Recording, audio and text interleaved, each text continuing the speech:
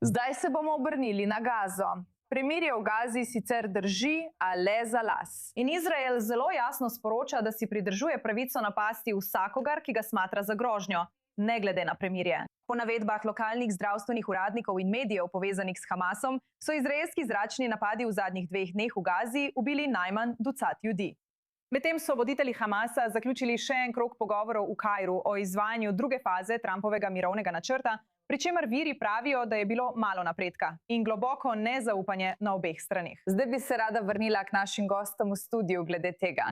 Veste, vidimo poročila, da je Izrael med premirjem ciljal poveljnike Hamasa, Jakov. Prav tako naj bi po premirju Izrael nadzoroval le 53% Gaze. Po poročilih se je ta številka zdaj povzpela na 60%. Kaj vemo o tem? In kakšna je utemeljitev Izraela glede teh stalnih napadov, ki jih Hamas označuje kot kršitev premirja? Trumpov načrt je bil v celoti namenjen razorožitvi Hamasa. Hamas počne ravno nasprotno. Poskušajo se ponovno oborožiti. In številne tarče, ki jih je napadla IDF, so teroristični operativci, ki počnejo prav to. Poskušajo tihotapiti orožje z droni iz Sinaja, poskušajo znova vzpostaviti tovarne eksplozivov v delih Gaze, ki jih nadzoruje Hamas. Torej je Hamas tisti, ki očitno krši Trumpov načrt. In Izrael je ves čas govoril, da če se Hamas ne bo razorožil, kar je bilo očitno, da se nikoli ne bo zgodilo, bo ukrepal na način, ki ga razume. Zdaj je to še vedno konflikt nizke intenzivnosti, ker sta iranska in libanonska fronta trenutno prednostni nalogi za izraelski obrambni vrh. Torej, kar vidimo, je v bistvu vsakodnevno odstranjevanje terorističnih ciljev Hamasa. Nekateri izmed njih so teroristi Nugba, poveljniki bataljonov, ostrostrelci, celo tihotapci denarja. Vse to je odziv na obveščevalne podatke o kršitvah premirja. Nekateri izmed teh teroristov so sodelovali tudi v pokolih 7. oktobra. A na koncu imamo veliko večja strateška vprašanja. Trenutno je v Južni Gazi projekt, katerega cilj je ustvariti poskusno območje, kjer bi imeli prebivalci Gaze alternativo za preselitev v tamkajšnje prikolice.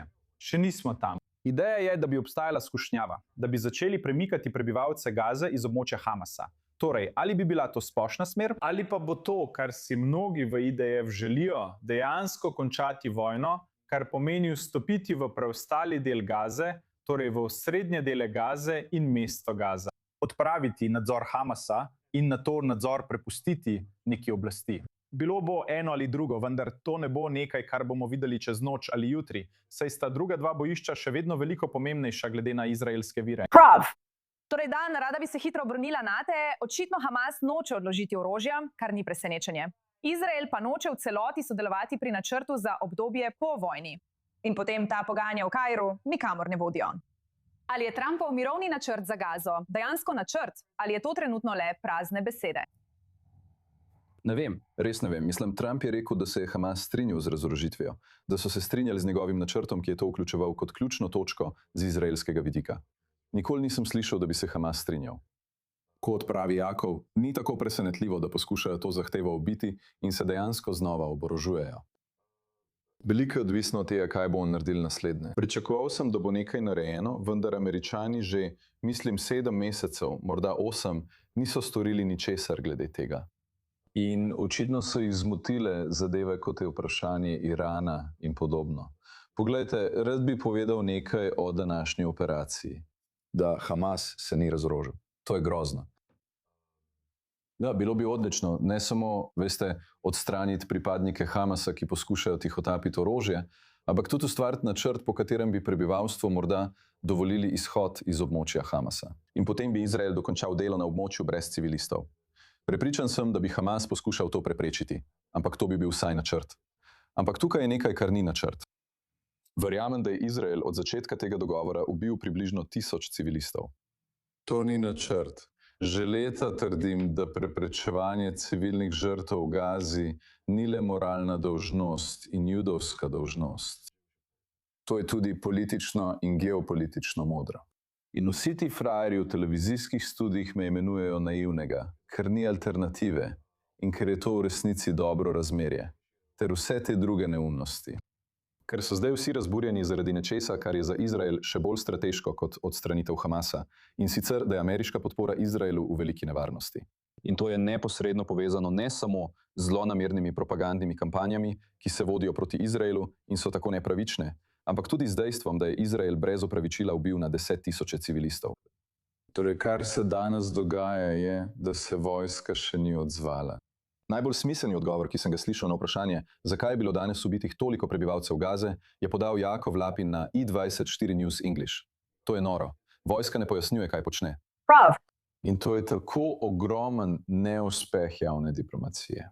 In resnično, če govorimo o diplomaciji, bi morala vlada pojasniti, kaj vojski naroča, saj to Izraelu povzroča neizmerno škodo. Ne samo, da je večina republikanskih kongresnikov, verjamem, danes glasovala proti Izraelu, da bi s tem izrazili stališče v kongresu, ampak slišimo tudi podobna nezadovoljstva proti Izraelu v republikanski stranki. In ankete kažejo, da večina ljudi, mlajših od 50 let v ZDA, ne podpira več Izraela in bolj podpirajo Palestince.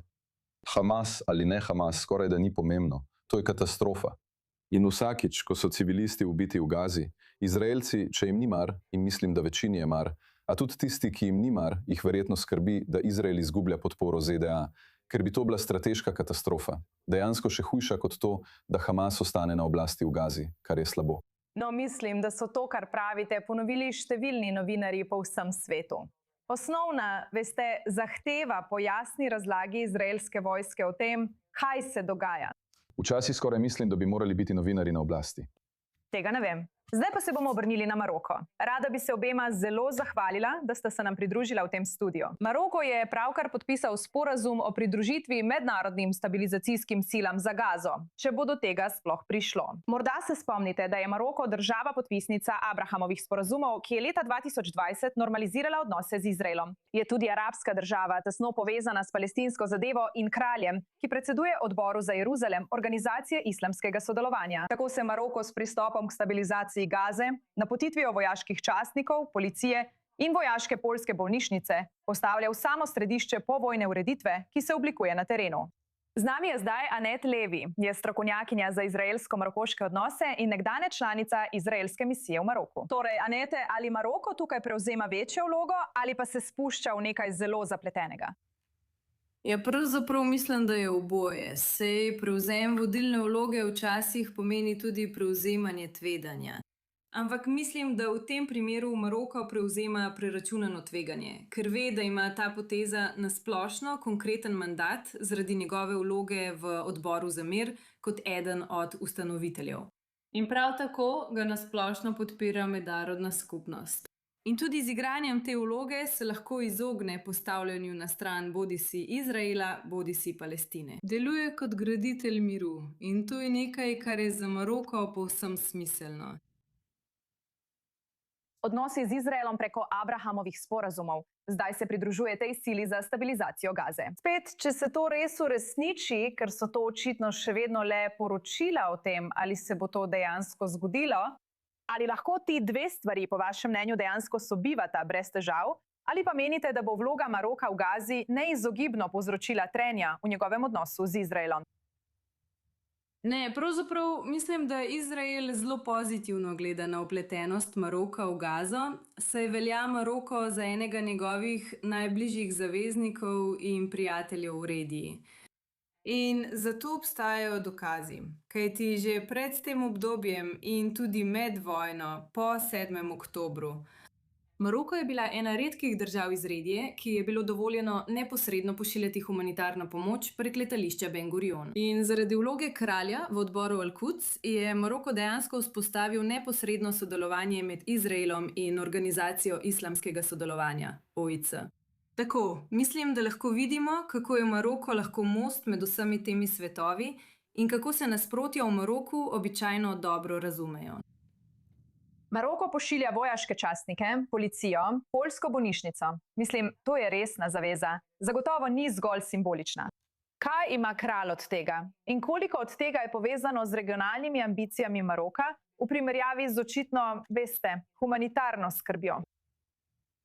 Mislim, da so regionalne ambicije Maroka na splošno bolj usmerjene v Afriko in Atlantski ocean, območje Sahela, kot pa na Bližnji vzhod. In videli smo, da se je Maroko v zadnjem desetletju nekoliko umaknil iz te regije. Ampak mislim, da obstaja ponovno zanimanje zaradi sprememb v Siriji in Libanonu, zaradi spremembe režimov. In mislim, da se za Maroko s tem odpira novo poglavje. In mislim, da v Maroku obstaja tudi politika imenovana konstruktivna nevtralnost, ki jo je Maroko že uporabljal.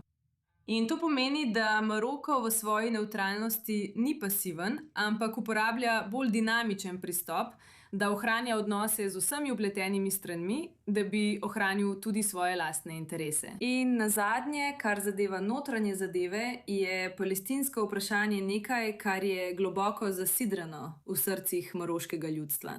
In mislim, da tukaj obstaja resničen občutek odgovornosti, pri čemer je treba upoštevati tudi notranje zadeve v Maroku, prihajajoče volitve in druge dejavnike, ki so del te širše slike. In ja, nasplošno. Prav, Anete, najlepša hvala, da ste se nam pridružili. Res je bilo zanimivo slišati vaše mnenje. Hvala.